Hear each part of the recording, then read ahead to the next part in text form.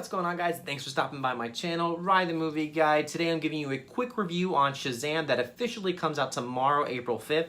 I unfortunately missed that opportunity to see it with Fandango. They were offering to see early screenings of it weeks ago. I was glad I finally got to see it tonight. And before I get started, let me know in the comments. If you have seen it, tell me what you thought about it. Did you like it? Did you hate it? What made it stand out from other superhero movies? And also, just don't forget to click on that subscribe button. Hear more from me regarding movie reviews, rankings, and anything that I love to talk about. And also stay tuned to the end of this video. I'll have other reviews you can click on, including the recent release of Us and another horror remake that's coming out tomorrow as well, Pet Sematary. Quick overview of the story. It's about Billy Batson, a teenage boy that stumbles upon a wizard named Shazam that bestows upon him his powers, eventually becoming his successor.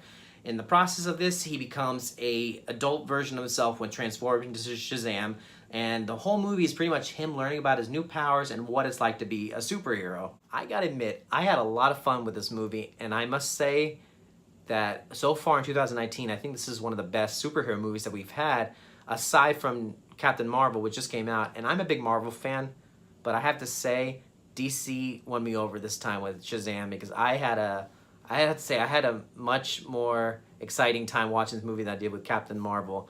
And with the DCEU, they needed a movie like this, a more of a comic relief, a movie they just have fun with, not to get too dark and serious. And just like they did with the MCU with Ant-Man, you have a little bit of comic relief. So Shazam is definitely that movie that they've needed.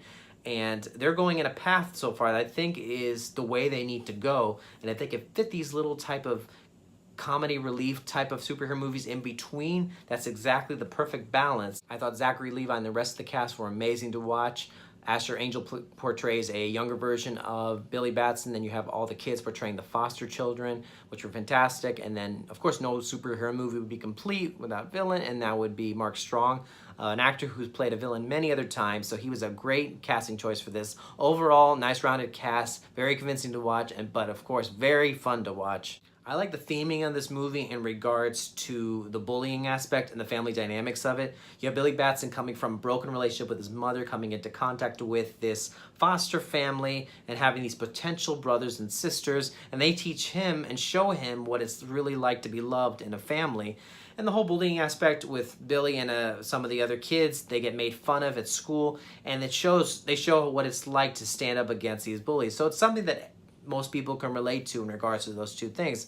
But other than that, the superhero part of it is hilarious to watch. My favorite part in the whole movie is probably the montage of him testing out his powers to see if he can be invisible, if he can fly, if he can shoot electricity from his fingers. All that, the whole scene was just fun to watch. But overall, it's a movie I feel the reason why it's kind of successful is because of how you can relate to this superhero. He's an everyday person with everyday problems, just like in the MCU with Spider-Man. That's why he's one of the most popular superheroes in my opinion, because he's a character that everyone can relate to.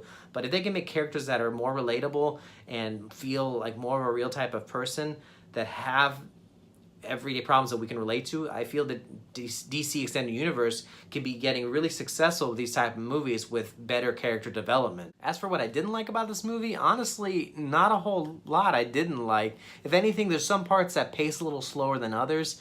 The exposition does take a while to set up the story. It is over a 2-hour movie, so it does what it has to in order to tell the story. Otherwise, it is entertaining to watch, mainly because of the actors.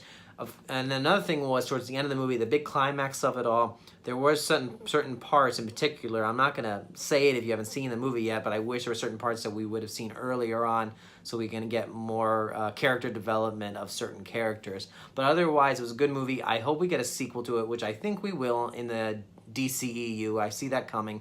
Now, this is not my favorite DC movie. Wonder Woman still takes that spot in regards to like the epic part of it and just how it was made. Though this movie wasn't made bad at all, but just this does not make it my #1. But it was very enjoyable. I would see it again. I do own all the other DC movies, so this is one that's going to be added to my collection once it comes out. For this movie, I give it a B+. It definitely deserves it. I hope you all enjoyed my review on this.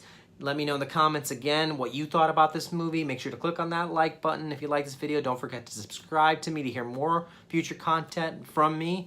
And I hope you all enjoy your weekend. I will see you all at the movies.